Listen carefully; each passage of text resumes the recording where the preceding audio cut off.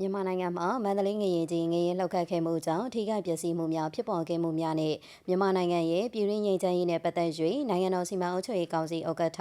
နိုင်ငံတော်ဝန်ကြီးချုပ်ဗိုလ်ချုပ်မှုကြီးမင်းအောင်လှိုင်ဟာဧပြီလ12ရက်နေ့မနက်ပိုင်းကအိန္ဒိယနိုင်ငံမှာလူသားချင်းစာနာထောက်ထားမှုအကောင်းဆောင်တဲ့ငြိမ်းချမ်းရေးတပ်တမန်ဂူရူဒက်ဆရီဆရီရာဗီရှန်ကာနဲ့ဖုန်းနဲ့ဆက်သွယ်ပြောကြားပါတယ်။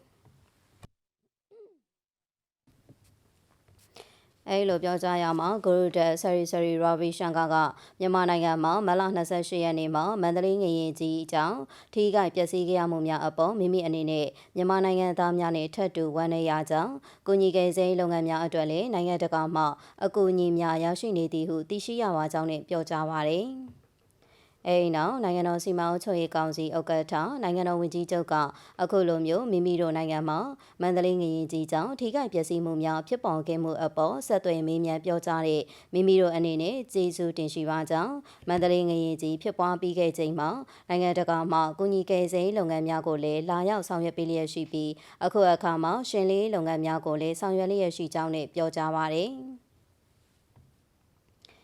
နောက်မြန်မာနိုင်ငံအနေနဲ့ပြည်တွင်းငြိမ်းချမ်းရေးလုပ်ငန်းစဉ်များနဲ့ဆက်လက်ဆောင်ရွက်လျက်ရှိမှုအခြေအနေများဂူရူဒက်ဆရီဆရီရာဗီရှန်ကာအနေနဲ့ငြိမ်းချမ်းရေးလုပ်ငန်းစဉ်များမှာပါဝင်ကူညီဆောင်ရွက်ပေးနိုင်မယ့်အခြေအနေများနဲ့ပတ်သက်၍ရင်းနှီးနှီးဆွေးနွေးခဲ့ကြောင်းသိရပါတယ်ရှင်။